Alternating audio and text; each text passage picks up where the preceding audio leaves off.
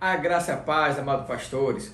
Aqui novamente o pastor Marcos Sondagem para a gente conversar e tentar descobrir os principais pontos do capítulo 9, 10 e 11 dessa obra maravilhosa, né, que é a Teologia do Novo Testamento de George Eldon Ladd, né?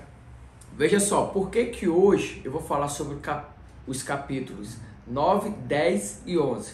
Porque esses três capítulos, ele traz alguns títulos messiânicos em Jesus Cristo, tá?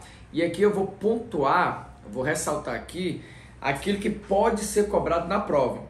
Primeiro, qual é a primeira ideia que nós temos que ter? Nós temos que ter o seguinte: nós temos dois títulos que o escritor ele traz como muito importante. O primeiro, ele diz que tem uma relevância histórica. Qual é esse título? É o título ungido, Cristo, né? Ele diz que esse título, Cristo, ele ficou quase que um sobrenome. Era muito difícil não falar a palavra Jesus e não vir junto o Cristo, né? Muitas vezes era conhecido Jesus, o Cristo, Cristo, Jesus, e às vezes aparecia só Cristo, mas sem o nome Jesus, e já se sabia de quem se falava. E esse nome Cristo, historicamente, ficou tão importante que lá na Antioquia, lá no Atos 11, 26, a igreja, né, os seguidores de Cristo foram chamados pela primeira vez de cristão, né? E cristão quer dizer exatamente isso, né? É aqueles que seguiam a Cristo, né? Então daí você vê a importância histórica. Mas veja só, enquanto que a palavra Cristo, ela tem a importância histórica, tá? É a palavra mais importante do ponto de vista teológico é a expressão filho do homem. E a gente vai já falar sobre isso daqui a pouco, né? A palavra ali isolada, Messias, né? Ele traz duas conotações, né? Nós temos que entender que dentro do judaísmo eles aguardavam dois tipos de Messias, ou seja, dois tipos de ungido. Eles esperavam o Messias sacerdotal e o Messias rei, da descendência ali de Davi, filho de Davi, né? Esse Messias rei, né, filho da descendência de Davi, ele ia vir para libertar os judeus da opressão romana e estará um novo reinado, enquanto que o Messias sacerdotal ia restaurar a religião. E é lógico que a gente não vai entrar aqui nesse mérito, que Jesus Cristo ele foi o único, né, que foi Messias e rei ali pela ordem de Melquisedeque, né, como fala em Hebreus. A gente não vai entrar nisso, que sobre ele estava tanto o ministério de sacerdote como de rei. O que a gente vai tratar aqui hoje, que é o que o escritor ele aborda, que Jesus ele não gostava, Jesus ele não gostava de usar essa expressão Messias, exatamente para não usar essa conotação do que os judeus aguardavam. Então ele chama isso de, e é importante anotar, ele chama isso de segredo messiânico.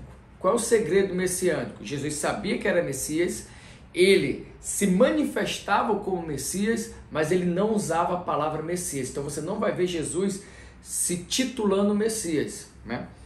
O título que Jesus mais gosta, e aí você pode anotar também qual o título que Jesus mais usou para si mesmo, é o título Filho do Homem. E aí a gente vai já falar sobre ele, porque a gente não via outras pessoas chamando Jesus de Filho do Homem, só ele mesmo que se titulava assim, e ele usou isso várias vezes no Novo Testamento, né? Então aqui nós já sabemos o quê? Que ele esperava esse Jesus, né, davídico, que era rei e sacerdotal, né? E Jesus, ele era um Messias diferente do aguardado, porque ele era aquele Messias que veio para libertar o povo de Deus, mas não da opressão romana, e sim da opressão do pecado. Ele veio como um reino espiritual, um reino eterno, um reino futuro, né? Um reino que já era e ainda ia de ser, o reino da redenção. Então, quando Jesus ali em João 6, versículo 66, falou que ele era um rei, mas um reino eterno, da qual o povo ia comer do seu sangue, beber da sua carne, um reino humilhado, que era necessário que ele morresse para que o seu reino fosse restaurado, o povo não quis, né? Não quis aceitar ele como o Messias aguardado, o Messias prometido, né? Então Jesus, ele era inocente da acusação de sedição, né? Pilatos, ele inocentou isso, mesmo assim o condenou, né? Que acusação é essa? Essa acusação é dada, tá?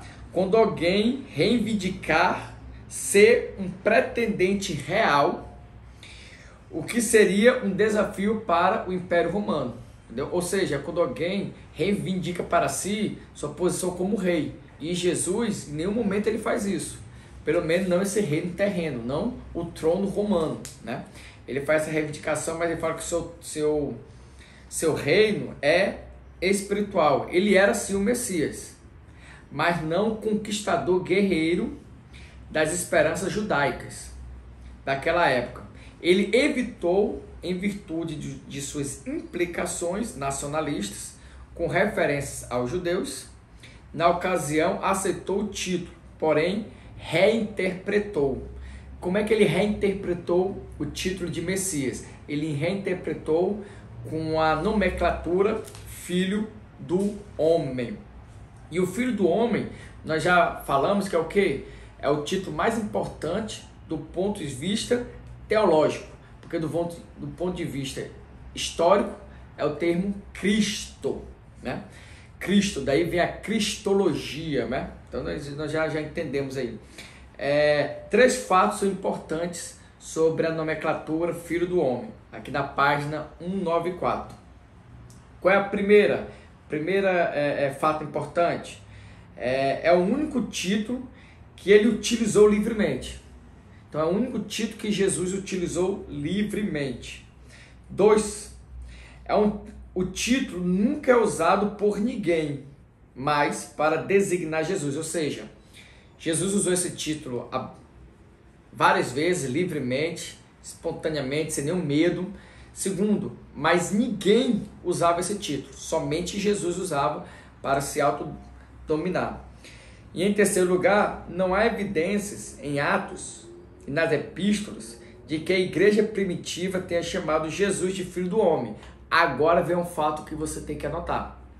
Agora você tem que anotar isso aqui. Somente uma pessoa fora de Jesus, fora dos evangelhos, chamou Jesus de Filho do Homem. Somente uma pessoa. Você sabe qual é? Foi Estevão.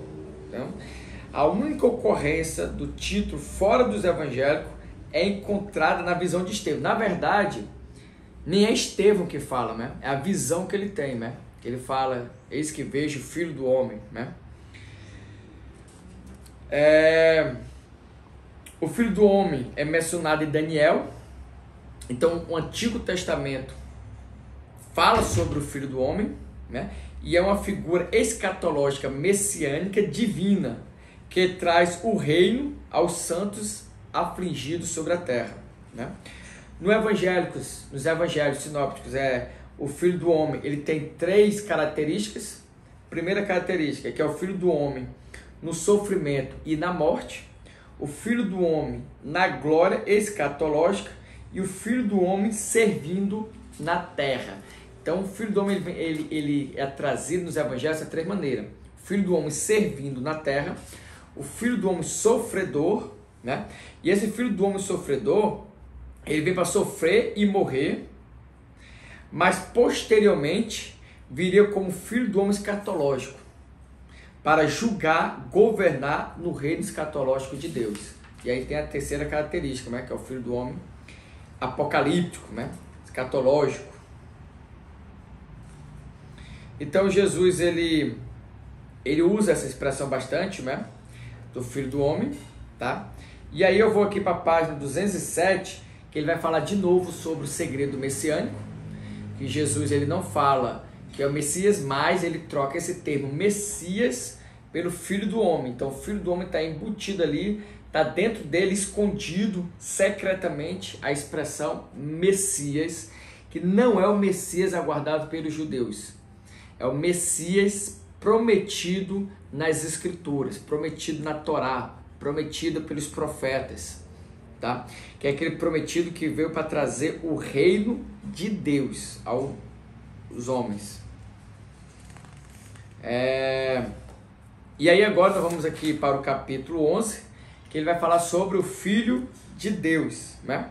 O propósito do Evangelho de João é demonstrar que Jesus é tanto Cristo como Filho de Deus. Então João ele mostra isso, ó. Esse Cristo, ele também é o Filho de Deus. Lembrando que essa paternidade que João vai falar aqui é uma paternidade universal? É uma paternidade universal. Entretanto, essa paternidade universal, ela é sobre a teologia da criação e não da redenção. Ou seja, todos nós, pela teologia da criação, pela criação nós somos filhos de Deus. Mas pela redenção, somente é filho de Deus os salvos, os redimidos, tá?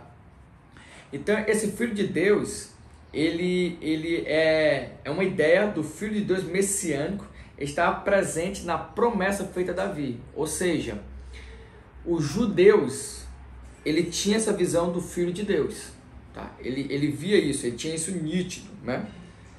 Entretanto, o Filho de Deus não foi um título pelo qual Jesus designava a si mesmo. Então, ou seja, Jesus não se titulava como Messias e nem como Filho de Deus. Isso é importante, né? Se perguntasse na prova, qual desses títulos Jesus utilizou? E tiver lá, Filho de Deus, Messias.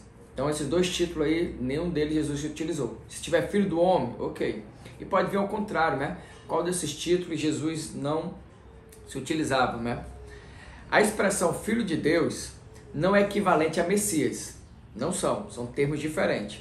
O Messias é um filho de Davi, divinamente ungido para estabelecer o reino de Deus, em poder. Jesus é chamado de Filho de Deus por causa de seu poder sobre o mundo espiritual, tá? Então, Filho de Deus, então uma característica interessante, eu estou procurar aqui, tem uma parte do livro que ele explica bem, tá aqui, ó.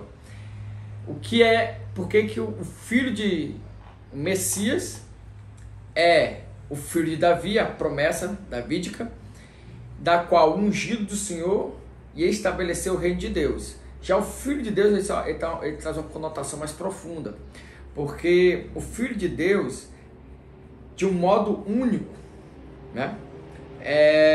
Cadê aqui, ó? Pois estava separado de todos os outros seres humanos. O Filho de Deus é separado de todos os outros seres humanos, no sentido de que partilhava de uma unicidade com Deus. Ou seja, quando a Bíblia fala que Cristo era o Filho de Deus, ele está falando que Cristo ele é único em Deus, ele pertence à unicidade, à unidade em Deus.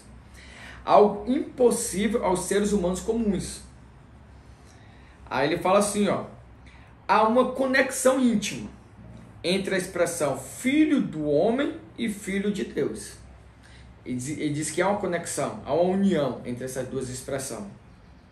Aí, para terminar nosso debate, nós vamos usar uma outra expressão messiânica que é muito importante, que é a expressão Senhor, o Kyrios, tá? Essa expressão ela só foi usada no sentido Senhor ressurreto e assunto aos céus. Então essa expressão foi usada depois que Jesus ressuscitou e subiu ao céu, foi assunto aos céus, né? É uma expressão muito usada no livro de Atos. Inclusive, ela teve na primeira confissão de fé, ali em Romanos 10:9, né? Então, na igreja primitiva, um dos títulos mais honrosos usado para fazer referência a Jesus foi de Senhor. E era a forma da confissão de fé primária em Jesus. Então, a gente pode aqui resumir o que? Qual era o título mais usado pela igreja primitiva? Senhor. Qual era o título mais usado por Jesus? O título mais usado por Jesus era Filho do Homem. Qual é o título mais importante ali dentro da cristologia e da história? É Cristo, né? Dentro da história, Cristo. E qual é o termo ali, muito usado ali nos evangelhos sinópticos? É filho de Deus, né? Que é diferente de Messias. Esse termo filho de Deus e o termo Messias nunca foram usados por Jesus. Em contrapartida, Jesus usou mais de 70 vezes o título filho do homem, mas ninguém além dele utilizou esse título, né? A única vez que aparece fora dos evangelhos é quando Estevão, na hora de ser apedrejado, ele fala em sua visão. E é isso aí, espero que tenha ajudado vocês. Pode assistir o vídeo mais de uma vez. Aqui estão os principais tópicos que pode ser cobrado na prova de vocês, ok? Forte abraço e fique na paz de Cristo.